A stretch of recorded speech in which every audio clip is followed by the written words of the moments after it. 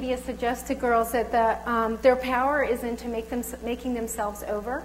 Their power is in shopping. You know, shopping is a gendered message. Boys don't get that message from a young age. You know, girls get the message that they're little shoppers, that, you know, retail therapy, that their emotional lives can be tied into consumerism. Boys might get it later around spending for technology, but I'll show you how early girls get this message, and it's a pervasive one. There's all kinds of issues connected to this that we never talk about: environmental issues, economic issues, sort of, you know, health and well-being of girls issues, but I think it's so normalized we take it for granted. The power to be sexy or hot, increasingly in girls' lives. The power to fight with other girls. And this is a real concern I have because I've seen how the power to fight can be directed at really incredibly positive political things, but the way that girls' anger is sort of channeled now is really at other girls, and that's a function of that individual notion of empowerment. That what girls should be all about is competing with other girls over who's going to have, you know, that power, who's going to look a certain way, who's going to get the boy, and these are the messages that they're getting all the time. So here's just a few. The power of makeovers start really, really young. This is Geo Girls Walmart's new anti-aging makeup for tweens. That's been protested. Actually, I think it still made it into the stores. But if you just, it's very easy to find spa kits and makeover kits for the littlest girls. Now that American Girl is owned by Mattel, you know, there's an awful lot more of this with American Girl. And so consumerism is very big for American Girl right now. The historical kinds of dolls, you know, are sort of backstory, right? Now it's the contemporary girl and the shopping, and you can go to the stores and get the spas and makeovers with your doll, and you can dress like them.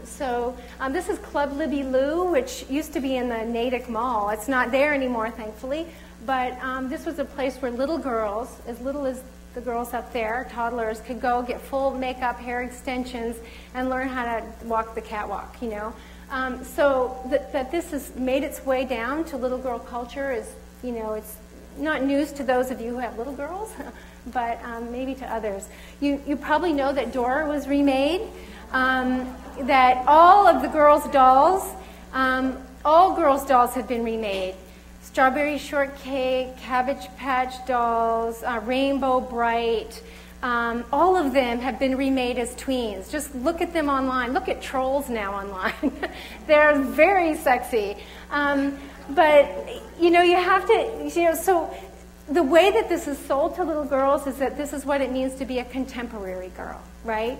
And this is what it means to look grown up. And we have, and I'll show a very narrow image of what it means to be grown up. Dora was one of those few exceptions, right? Bilingual, you know, sort of a girl of color who was into action. I love this send up online. You know, before she was realistically chubby, carrying adventure tools, a comfy girliness, frilly socks, pink shirts and snacks, but totally active. After, she's like, feed me, right? Frilliness has become a fetish. She lacks joints, so there's no swinging in the trees anymore. And there's probably no map reading and no interest in the rainforest either, because her interests now are of fashion, and race has become a commodity because you can change her hair and eye color.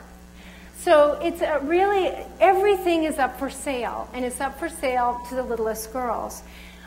Sorry to tell you, but Nancy Drew is up for sale too. This is the graphic version of Nancy Drew. So I don't know, because of the lighting, you may not be able to see, but she's has a very different shape. And the guys in the book also are really buff. They have a very different shape as well. Nancy also, in these books, and those who have done feminist analyses of Nancy Drew over the years will tell you that Her storylines actually have changed. She's more likely to be saved than to be the one to save. And she's also more likely to talk about her appearance. In the early books, the only thing she ever said was, or about her, was that she was attractive. Now there's lots of talk about which clothing she's going to wear and how she looks and how her friends look and that kind of talk. Again, sold to girls as being what it means to be a contemporary girl. If you ask girls, that's what they'll say. You know, well, she's just more updated. So there's no real critical language about this. That's why I sort of began with this notion of girl as contested. You know, this is a term that changes with us. We get to say what it is, and we should be participating in this conversation. Here's some examples of the power to shop. This is American Girl, some girls coming out of the store. It's really big to go to American Girl, come out with those big red bags, you know. But this is I Plays My First Purse for ages 2 and up with a debit card and the phone and the compact, because it's not just about shopping, it's about a culture of femininity that's being sold to girls. This is Bratz Ponies. The tagline is "They're hot to trot." So, but I had it up there because you can do anything, you can make a little purse out of anything, and there's a saddlebag little purse. We found little purses everywhere when Sharon and I were doing this. You know, we found them on jeans, on sweaters, on bicycles, in toys that you wouldn't think that would be associated with shopping.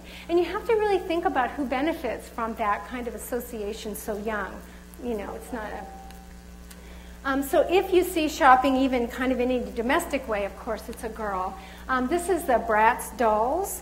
I just want you to see what gets associated with femininity, and with these are little, the little things beside them are actually kind of little toys, and then their purses are inside beside them. They also come, you know, they have thongs on and little bathing suits and things like that. So they're designed to look like grown-ups, but they're for little girls. And of course, you know, the messages come really, really early, even in like onesies and things like that. But as girls grow up, you know, they get this message all the time that their power is as consumers. You know, there are things more powerful than me. And that is, you know, choosing. I get to choose. I have this illusion of choice, right? And it's just different colors of the same thing. You know, but I get to make myself over.